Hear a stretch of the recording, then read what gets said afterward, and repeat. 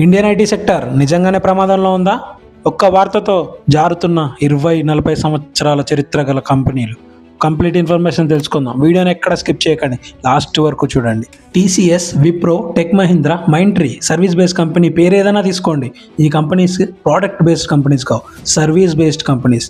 ఏ work కావాలన్నా US దగ్గరికి పరిగెత్తాల్సిందే, US అడుక్కోవాల్సిందే. Sir మాకు వర్క్స్ ఇవ్వండి అని.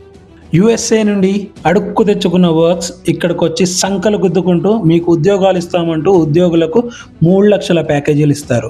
ఈ 3 లక్షల ప్యాకేజీలు 20 సంవత్సరాల కింద 3 లక్షలుగానే ఉన్నాయి, ఇప్పుడు 3 లక్షల ప్యాకేజీసే. అసలు వీళ్ళకి ఇన్ఫ్లేషన్ అనే మాట కూడా గుర్తురాదు అనుకుంటా ఈ కంపెనీస్కి అయితే. మన ఇండియన్ ఐటీ కంపెనీస్ యొక్క రెవెన్యూ మోడల్ చీప్గా లేబర్ని తీసుకుని లార్జ్ హెడ్ కౌంట్ చూపిస్తూ ఆర్లీ బిల్లింగ్ అని, యూఎస్ క్లయింట్ బిల్లింగ్ అని చెప్పి మోర్ పీపుల్ మోర్ బిల్లింగ్ అనే విధానంగా ఇప్పటి వరకు చాలా అద్భుతంగా నడిచింది. కానీ ఎప్పుడైతే మార్కెట్లోకి ఏ ఎంటర్ అయిందో వీళ్ళ పాయింట్లు దర్చిపోవడం మొదలుపెట్టినాయి. కాబట్టి స్టాక్స్ వీళ్ళే ఈ రకంగా పడుతూ వచ్చాయి. సింపుల్గా చెప్పాలంటే వచ్చిన తర్వాత ఏ పనులకైతే 20 నుంచి 40 మంది అవసరమవుతుండేనో ఇప్పుడు అదే పని జస్ట్ ఏఐ టూల్స్ యూజ్ చేసుకుని 2 లేదా 3 కంప్లీట్ చేసేయచ్చు. ఉదాహరణకి కోడ్ జనరేటింగ్ కావచ్చు, 24x సపోర్ట్ కావచ్చు, 24/7 సపోర్ట్ కావచ్చు, లేకపోతే మానిటరింగ్ కావచ్చు, లేకపోతే కోడ్ జనరేషన్ కావచ్చు, ఆటోమేటెడ్ టెస్టింగ్ కావచ్చు. ఇలాంటి వర్క్స్ అన్నీ ఇప్పుడు ఏఐ టూల్స్ యూజ్ చేసుకుని 2 లేదా 3 వ్యక్తులే చేసేస్తున్నారు.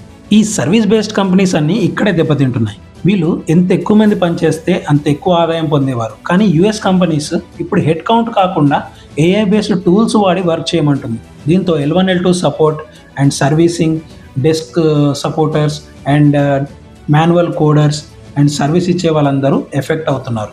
దీనివల్లే ఏదైతే ఈ సర్వీస్ బేస్డ్ కంపెనీస్ యొక్క ప్రాజెక్ట్స్ ఉంటున్నాయో ఆ ప్రాజెక్ట్ సైజ్ స్మాల్ అవుతుంది, బెంచ్ సైజ్ పెద్దగా అవుతుంది. బెంచ్ సైజ్ పెద్దగా అవడం వల్ల రిసిషన్ వస్తుంది. అయితే ఫైనల్గా ఈ ఐటీ కంపెనీస్ ఈ ఏఐ వల్ల కొలాప్స్ అవుతాయా అంటే కంప్లీట్గా కొలాప్స్ అయితే అవ్వవు. కానీ 20 సంవత్సరాల నుంచి ఉన్న గ్రోత్ ఇకపై కనిపించకపోవచ్చు. రానున్న 4 సంవత్సరాల్లో ఈ గ్రోత్ ఎలా ఉంటుందో ఒకసారి అబ్జర్వ్ చేద్దాం. కాబట్టి మీరు కూడా మీ పోర్ట్ఫోలియోని ఒకసారి అడ్జస్ట్ చేసుకునే ప్రయత్నం చేయండి. సెక్టార్ చేంజింగో లేకపోతే వేరే ఏదైనా ఆల్టర్నేటివ్ వే వెతుక్కోవడం గురించి మీరే సొంతంగా ఆలోచించండి.